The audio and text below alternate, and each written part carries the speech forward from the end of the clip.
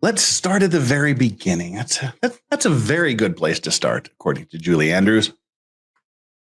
Louisville, Kentucky has a rapper. Well, had. Maybe he still raps in prison. I don't know. In jail. I don't know. Rapper Brice Rambo Rhodes. Now, he wasn't on any police watch list. So how did he end up being one of the city's most notorious criminals?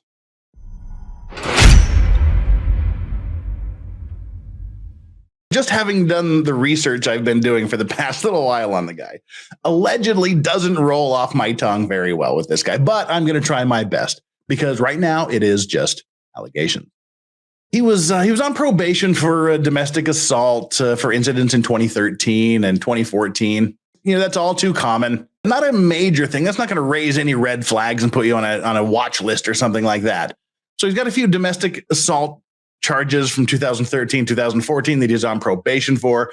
And then he was charged in 2014 in another incident in which his mother alleges that he grabbed her by the neck and punched her in the temple as she was attempting to unload some groceries from her car, which prompted his teenage sister to call the police.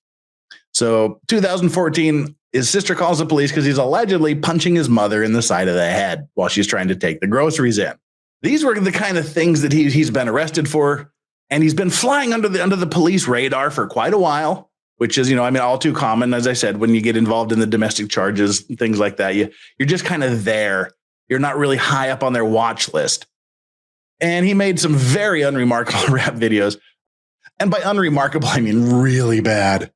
Like bad. Like he wishes his rap videos were as good as Daryl Brooks. What the business. They make that look like fitty. One of his videos, he's got some friends waving guns, just waving guns around on the video. And one of his probably his most quote unquote famous video is a video that shows actually two of the three victims in the video waving guns and whatnot. So it shows them waving guns around in the video. There's all sorts of, the usual rap references to drugs and money and sex and all the other stuff. And, racial slurs flying around and, gunshots going off. So it's a standard low level rap video. Now there's two kids. There's two kids involved here, 2 kids and 1 adult. Talk about the kids here for a second. There's one kid he was on the honor roll. His name was Larry Ordway. He was 14 years old. Larry was on the honor roll at his school, and he has a brother, presumably by another father, because his last name is Gordon. There's Larry Ordway, 14, and Maurice Gordon are 16. They're very, very close brothers, apparently, from all accounts.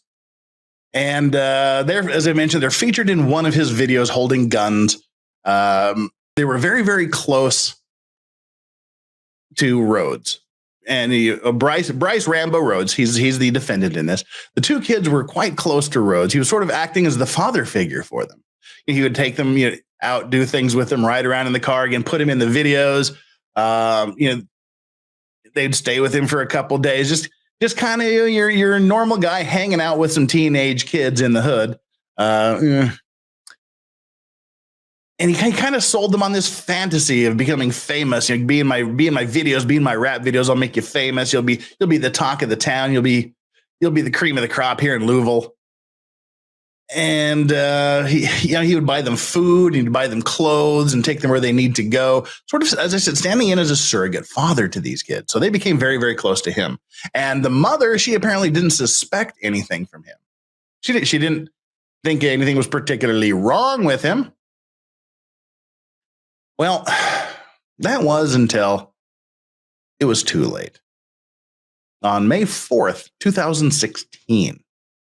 So do the math. This is 6.5 years ago, May 4th, 2016. The brothers, Larry and Reese, are in a car with Rhodes and 2 other teens. These 2 other teens are going to come into the picture here in just a little bit. One of them was Anwan Carter, and the other was Ja'Cory Taylor. So you only really have to remember 5 people in this story. Rhodes, the defendant, Larry and Reese, the 2 victims, and Carter and Taylor, who were in the car at the time.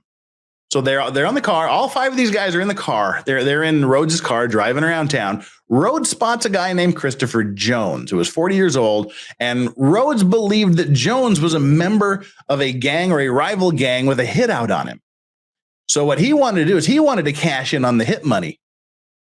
So he jumps out of the car with the other 4 kids in the car with him. They're staying in the car. Rhodes jumps out of the car and just shoots Jones dead right there in the street in front of the 4 kids. Now, of course, everybody in the car is scared of Rhodes. They're going, oh my God, what the hell just happened? Well, here's part of the problem. Well, I mean, it doesn't really matter in the long run, but it just sort of makes it worse. The guy that was shot and killed, Christopher Jones, it was a case of mistaken identity. He killed the wrong person. Yeah, I mean, it wouldn't have made any difference as far as a murder charge goes. But this was a truly innocent person that he just gunned down in the street because he thought he might have looked like some guy who was in a gang that had a hit out on him. Okay, so back in the car, they've just gunned down the wrong guy. A total innocent who just happened to look like somebody who had a hit out on him. All 4 teens in the car are now kind of freaked out. They're a little bit scared of Rhodes because they've just watched him murder somebody. Now, Larry and Reese, this is about 3 weeks later on May 21st. Larry and Reese, the two 14 and 16-year-old brothers, they leave their mom's home the evening of Saturday, May 21st, 2016. Witnesses told police they left with 2 other teens and Brice Rhodes. The 2 other teens were the ones we just talked about, Carter and Taylor. So again, all 5 of the same guys. Rhodes is driving, Larry, Reese, Taylor, and Carter. This is again on Saturday, May 21st.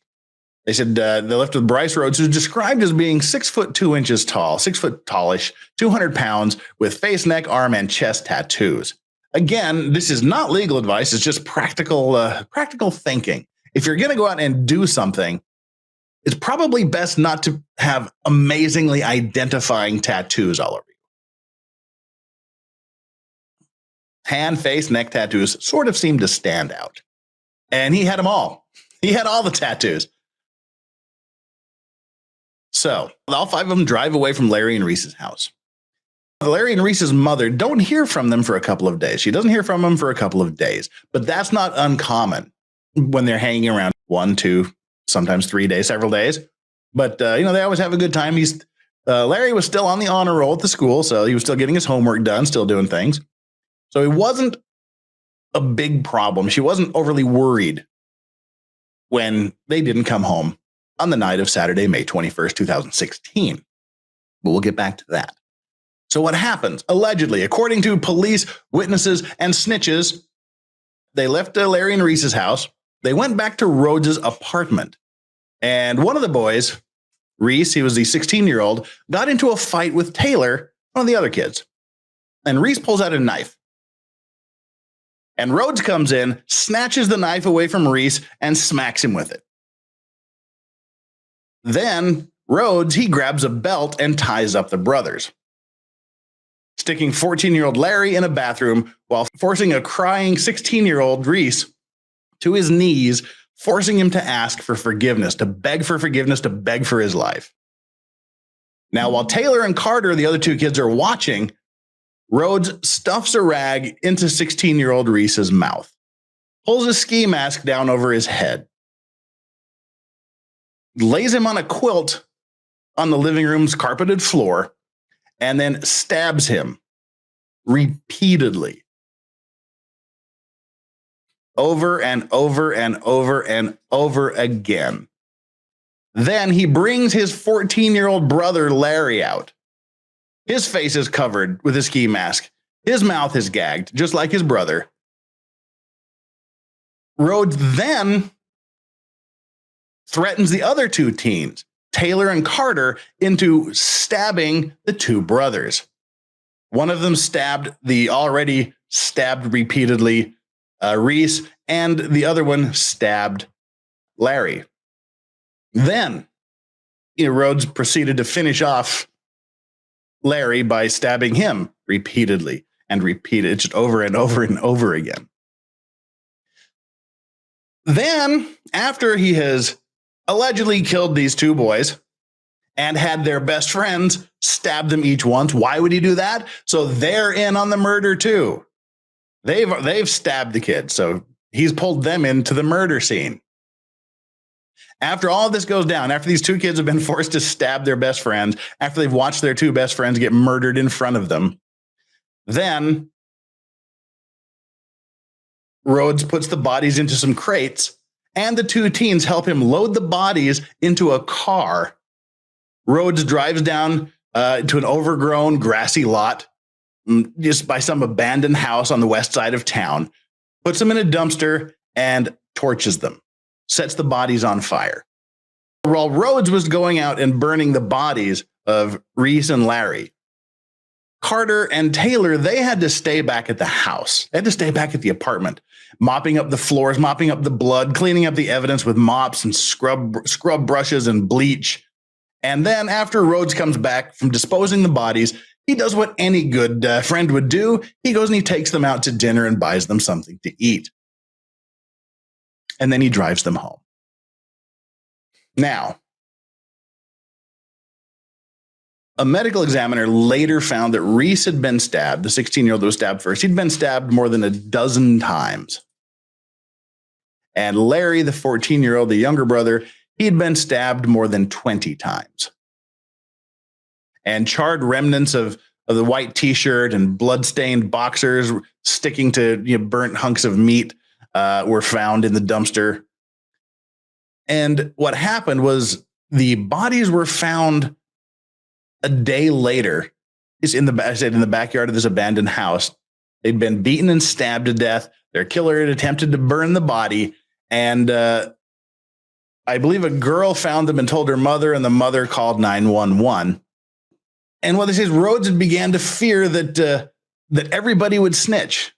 So 2.5 weeks after the first murder of the mistaken identity guy, he decided that he was going to take out the two brothers and then have the other two kids help take out the two brothers, so that two of them were dead and the other two were involved in the murder. And Jones's murder, the mistaken identity murder, hadn't been solved up to that point. There was still no idea who killed this other guy, randomly in the street. Well, it didn't take long for all of that to start to unravel. As I mentioned earlier, the mother didn't report the guys missing the night of the 21st because it wasn't unusual for them to be gone multiple days when they're hanging out with Rhodes. She didn't report them the night of the 22nd either. So on Saturday night, she didn't report them gone. Sunday night, she didn't report them gone. But by then, the police had released a composite sketch of what they believed the unburned boys would have looked like, and released it out to the public, and a faculty member at the boys' school recognized the two brothers and called the police. And that's when the police notified the mother. And they initially didn't want her to come down to the police station to identify the bodies just because of how horrifically damaged and burnt and mangled the bodies were.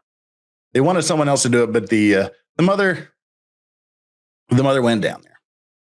Now, it didn't take very long for the detectives to track down one of the two teens, Carter, who was 15 years old, and they began interviewing him. Well, we should mention that Rhodes was 25 years old, so he was 10 years older than everybody else. So 15-year-old Carter is tracked down really quickly. The police get him while they're looking for Rhodes, and then 2 days after the bodies are found, so on May 24th, the police spot Rhodes. Well, they spot his car on a highway, and they arrested him on an outstanding warrant on the domestic abuse case out of Indiana. Now, the reason they did that, the reason they arrested him for the abuse case, the domestic abuse case, and not the murders, is they still wanted additional time to investigate the murders. So they arrested him on a different charge, which would hold him while they did more investigation on the murder charges. So they get him off the street while they're investigating this other domestic violence incident out of Indiana. Now, about 7 hours after they arrested him, they charged him with the double murders of the brothers because Carter, who they were investigating, broke down and flipped and started spilling the beans, telling me exactly what happened. And most of the description I just gave you came from Carter's confession to the police. They got him charged with the double murder of the brothers. Just the saying they just found a massive amount of evidence against him, including blood, after searching his apartment. And his mother lived with him, so I guess he must have whacked the two kids while mom was out or something. And they also got him with tampering with physical evidence, saying he destroyed some of the evidence in the house and in the dumpster where the charred items were. And the apartment had been, of course, extensively cleaned with bleach products. Now, a day after Rhodes' arrest, dozens of teens and adults, they gathered in a park to release blue, silver, and crimson balloons, which were the school colors for the boys. It was raining heavily. It was just a downcast, sad day for everybody involved. But that morning, the morning that they had this vigil, so the day after his arrest, Rhodes is brought before a judge in Jefferson County for arraignment. He has a private attorney, Brendan McLeod, by his side. And with his private attorney present, he pleads not guilty. And he's ordered jailed on a $1 million cash-only bond for each of the brothers' murders. So it's going to take him $2 million flat-ass cash to get out of jail. And at the vigil that night, there was it was heavily officered. There was lots and lots of officers watching the proceedings. And as some scummy folks are wont to do on the internet, a lot of them were attacking Rhodes' mother. And a lot of them were also attacking the two victims' mother. Elizabeth Wren is her name. So the netizens on Facebook were all out after the mother of the two victims. Calling her a bad mother, telling her she's a bad parent because her kids are in the videos holding guns and got their face covered with bandanas and whatnot. So they were giving the mother of the two deceased boys shit on Facebook on the day that there's this vigil going on in honor of her two kids. And mom breaks down at the vigil. You know, she's insisting that her teens weren't in the gang. They were just pretending to be tough because they wanted to be liked by Rhodes. And eventually she cracks and she starts yelling at the crowd to quit harassing her on Facebook, saying it ain't about me. It's sick and sad how we can't come together for these kids. A woman at the vigil embraced Wren, and the two sobbed before she collapsed.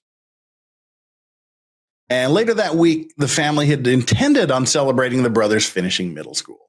But yeah, this was right before graduating middle school. But instead of celebrating a graduation from middle school, she has to plan their funerals.